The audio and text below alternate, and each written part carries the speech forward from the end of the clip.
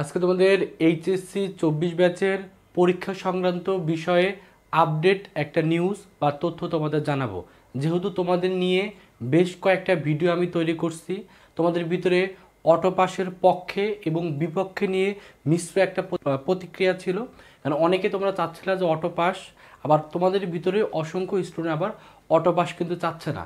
তো এখন ব্যাপারটা হলো, যেহেতু এইচএসসি 24 ব্যাচের পরীক্ষাটা কিন্তু তোমরা দিবা, ফার্স্ট অফ অল পরীক্ষাটা যেহেতু তোমরা দিবা, তোমাদের কিন্তু একটা সঠিক সিদ্ধান্ত নিয়ে সামনে আগাতে হবে। তোমাদের যদি সকলেরই মনে হইতেছে তোমরা পরীক্ষা দিতে চাচ্ছ না, তোমরা যে অর্ধেক পরীক্ষা দিছো তার উপর বেস করে, অথবা এসএসসির যে পরীক্ষা দিছো তার উপর বেস করে অটো পাস চাও, তাহলে সেই অনুযায়ী তোমরা যদি শিক্ষা বোর্ডকে প্রেশার ক্রিয়েট করতে পারতা, অথবা শিক্ষা মন্ত্রণালয়কে প্রেশার ক্রিয়েট করতে পারতা, তখনই কিন্তু শিক্ষা মন্ত্রণালয় থেকে একটা সিদ্ধান্ত আসতো অটো পাসের সংক্রান্ত বিষয়ে, অথবা সিলেবাস সংক্ষিপ্ত করে পরীক্ষা নেওয়ার বিষয়ে। কিন্তু আমি আমাদের লাস্ট যে কয়েকটা ভিডিও দিচ্ছি সেখানে অসংখ্য স্টুডেন্ট আছে যারা অটো পাসের পক্ষে না।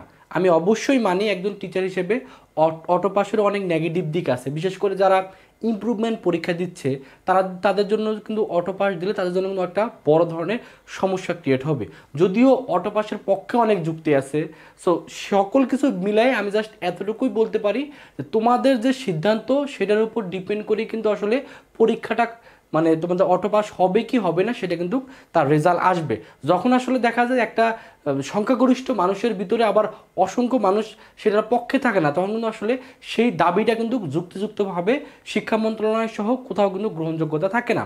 বিশেষ করে তোমাদের ভিতরে আমি যে জিনিসটা দেখছি, আমি নিজেও লাস্ট যে কয়েকটা ভিডিও অটো পাস সংক্রান্ত তথ্য নিয়ে তৈরি করছি, এখানে অসংখ্য স্টুডেন্ট আছে যারা অটো পাসের পক্ষে না, তারা অটো পাস চাচ্ছে না।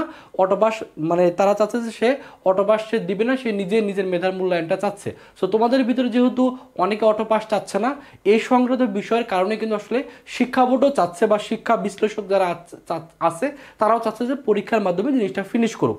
এবং সর্বশেষ আমরা যে নিউজটা পাইছি যে শিক্ষা বোর্ড থেকে, সেটা হলো তারা একটা সিদ্ধান্ত উপনীত হয়েছে যে তোমাদের স্থগিত যে পরীক্ষাগুলো অর্থাৎ যে পরীক্ষাগুলো হয়নি সেই পরীক্ষাগুলো তোমাদের 1 মাসের ভিতরে শুরু করবে, এবং তোমাদের যে রুটিন সেই রুটিনটা হয়তো বা 1 সপ্তাহের ভিতরে প্রকাশ করে ফেলবে। তো এখন আসলে তোমাদের করণীয় কি? প্রথম কথা হলো, যেহেতু তোমাদের ভিতরে একটা বিভাজন আছে, অনেকে অটো পাস চাচ্ছে, অনেকে অটো পাস চাচ্ছে না, এখন তোমাদের এখন আর এই যা শিক্ষা বোর্ডের উপরে সব কিছু ডিপেন্ড করতে হবে। কারণ যখন দেখা যায় যে একবারে মানে বিপুল সংখ্যক স্টুডেন্ট একটা যৌক্তিক দাবিতে একত্রিত হয়, তখনই কিন্তু সেই দাবিটা মানে বাস্তবায়ন হয়। আর তোমাদের ভিতরে যেহেতু ম্যাক্সিমাম স্টুডেন্ট আবার আছে যারা অটো পাস চাচ্ছে না, তো সেক্ষেত্রে আসলে অটো পাসের যে চাওয়ার যে ব্যাপারটা সেটা কিন্তু আস্তে আস্তে মানে মলিন হয়ে যাচ্ছে, মানে এটা দাবিটা সেরকম জোরালো কিন্তু হচ্ছে না। এখন এই দাবির পক্ষে যদিও অনেকে অনেক লজিক দেখাইছো, আমি নিজে অনেকের কমেন্ট আমি সবসময় দেখি, সব কিছু মিলেই তারপরও যেহেতু তোমাদের ভিতরে ম্যাক্সিমাম স্টুডেন্ট আবার অটো পাস চাচ্ছে না, সো আপাতত তোমাদের যদি এখন অটো পাসটা বাদ দিয়ে তোমাদের তাহলে পরীক্ষার দিকে মুভ করাটা উচিত, যেহেতু তোমাদের ভিতরে একটা বিভাজনটা সৃষ্টি হয়ে গেছে। এখন প্রশ্ন হলো, যেহেতু 1 মাস পরে তোমাদের পরীক্ষাটা হবে, তো পরীক্ষা যদি হয় 1 মাস পরে, তাহলে সেক্ষেত্রে তোমাদের এখন পড়াশোনাটার দিকে ফোকাস রাখতে হবে। বিশেষ করে তোমাদের যে অধ্যায়গুলোতে গ্যাপ আছে সেই অধ্যায়গুলো তোমাদের ফিল আপ করতে হবে, তোমাদের প্রস্তুতিটা নিতে হবে। আর যদি তোমাদের ভিতরে থেকে মানে বেশিরভাগ স্টুডেন্ট অটো পাস দাও, সেক্ষেত্রে সেটা নিয়েও তোমাদের ভিতরে কথাবার্তা বলতে হবে। তবে এটা নিয়ে বেশি লেন্দি করা যাবে না, সিদ্ধান্তটা যত দ্রুত সম্ভব তোমাদের ভিতরে নিতে হবে।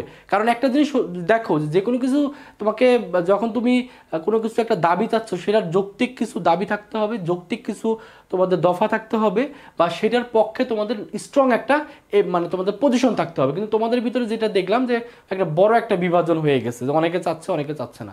তো সেক্ষেত্রে আসলে শিক্ষা বোর্ড যেটা তোমাদের উপরে চাপাই দিবে সেটাই তোমাদের এখন করাটাই সমুচীন হবে। যেহেতু শিক্ষা বোর্ড চাচ্ছে পরীক্ষা নিতে, তো তোমাদের পরীক্ষা নিতে হবে। আমি বিশেষ করে আমিও নিজেও তোমাদের যারা অটো পাস চাচ্ছিল তাদেরও জিনিস বিবেচনায় নিয়ে আমি চাইছিলাম যে আসলে শিক্ষা বোর্ডের কাছে একটা জিমেল পাঠাইতে বা একটা মেল করতে, কিন্তু আসলে তোমাদের ভিতরেই বেশ কিছু স্টুডেন্ট আমার ভিডিও কমেন্ট সেকশনে এমন মানে বিরূপভাবে কমেন্ট করছো, আমার আসলে আর তোমাদের পক্ষে যে একটা রেস তুলবো সেটার আসলে সম্ভবটা আর হচ্ছে না। সো তোমরা তোমাদের যেটা ভালো সেটা তোমাদের সিদ্ধান্ত নিবা, যেহেতু পরীক্ষায় তোমরা বসবা, আমরা শিক্ষক হিসেবে তোমাদের দিক নির্দেশনা দিব, তোমাদের যে সাজেশনগুলো দরকার সেই সাজেশনগুলো প্রোভাইড করব, তোমাদের যদি ক্লাসের দরকার হয় তোমাদের ক্লাসগুলো আমরা প্রোভাইড করব। কিন্তু তোমাদের পরীক্ষাটা তোমরা দিবা কি দিবা না সেটা ব্যক্তিগত বা তোমাদের সামষ্টিক যে সিদ্ধান্ত সেটা তোমাদের উপরে মানে তোমাদেরই নিতে হবে। এর জন্য এই বিষয়টা সম্পূর্ণ তোমাদের উপর ছেড়ে দিলাম, তোমরা অটো পাস চাও কি চাও না সেটা তোমরাই মানে জাস্ট তোমরা একবারে খুব দ্রুত একটা ভালো একটা সিদ্ধান্ত নিয়ে তোমাদের পরবর্তী পদক্ষেপটা তোমরা নিবা। কিন্তু যদি পরীক্ষাটা নেয়